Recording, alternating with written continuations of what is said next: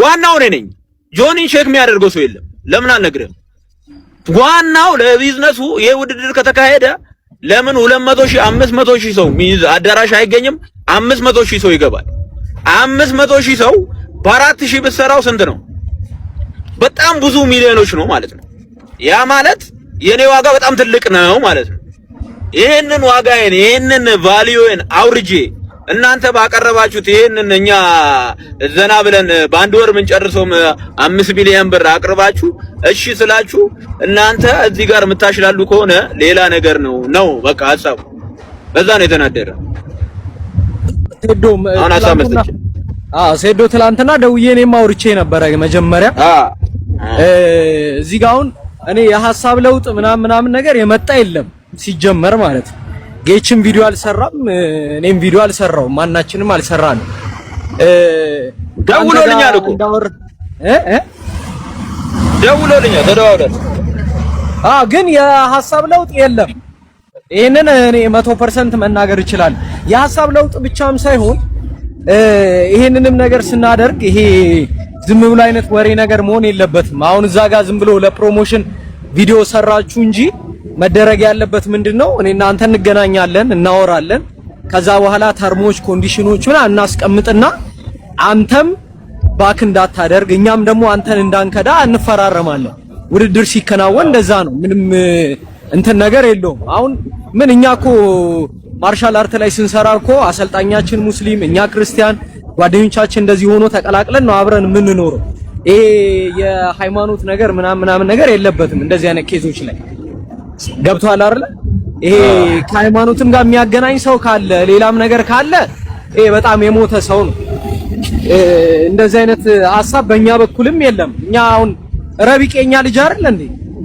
ከኛ ጋር ነው እኮ አብረን የምንበላው አብረን የምንውለው። ስለዚህ እንደዚህ አይነት ነገር ትክክል አይደለም። ወደ ሃይማኖት የወሰደ ካለ አንተም ፊት መስጠት የለብህም። እኛም እንደዛ እናረጋለን ብለን አናስብም። አሁን ይሄም የፋይቱን ጉዳይ በተያያዘ ዋና ምን መሰለ እዚህ ጋር 3 ነገሮች ነው የምናደርገው። 3 ነገሮች። አንደኛው ምንድነው? አንተ እስከሰራህ ድረስ ሶሻል ሚዲያውን እስካነቃነክ ድረስ ምን እስካረክ ድረስ መጠቀም አለብህ፣ ትጠቀማለህ ነው አንደኛው። ገብቷል አይደለ? እኛም ደግሞ ፕሮግራሙን ካዘጋጀን ከለፋን ከደከምን መጠቀም ካለብን እንጠቀማለን። ከዛ በተጨማሪ ደግሞ የእናንተ ውድድር ብቻ አይደለም የሚኖረው።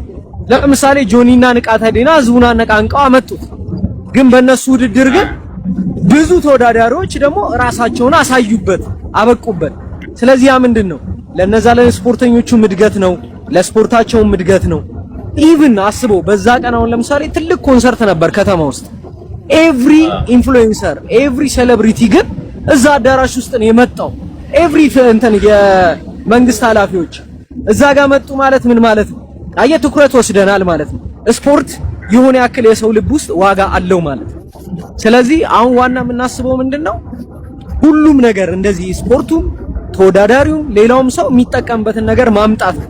ሶሻል ሚዲያ ላይ እኮ ምን ብዙ ፎሎወር ያላቸው 1 ሚሊዮን 2 ሚሊዮን ያላቸው ፎሎወር ያላቸው እኮ ብዙ ሰዎች አሉ። ሁሉም ግን በዛ ልክ ይጠቀማሉ ወይ? ትክክል አይደል? ላይጠቀሙ ይችላል። ስለዚህ ዋናው ነገር ያለንን ተቀባይነት ያለንን ቫይራሊቲ ወደ ቢዝነስ መቀየር ነው። ሌላ ምንም እንትን አላማ ነገር የለውም። ተረድተኛል አይደል? አሁን ሰዎች ለምሳሌ ቅድም የጠቀስካቸውንም የተለያዩ ሰዎችን ስሞች ምናምን ይጠራሉ። ያንን ቢጠሩ እነዛ የሚጠሩ ሰዎች ከተለያየ አላማ ሊጠሩ ይችላሉ። ግን አንተም በሚዲያ አክሰፕት የተደረከው በሚዲያ ገንዘቡ ምኑም የተቀመጠው ለአንተ ነው። ስለዚህ ሌላ ሐሳብ መቀየር ምናምን ከየትም አይመጣም ልልን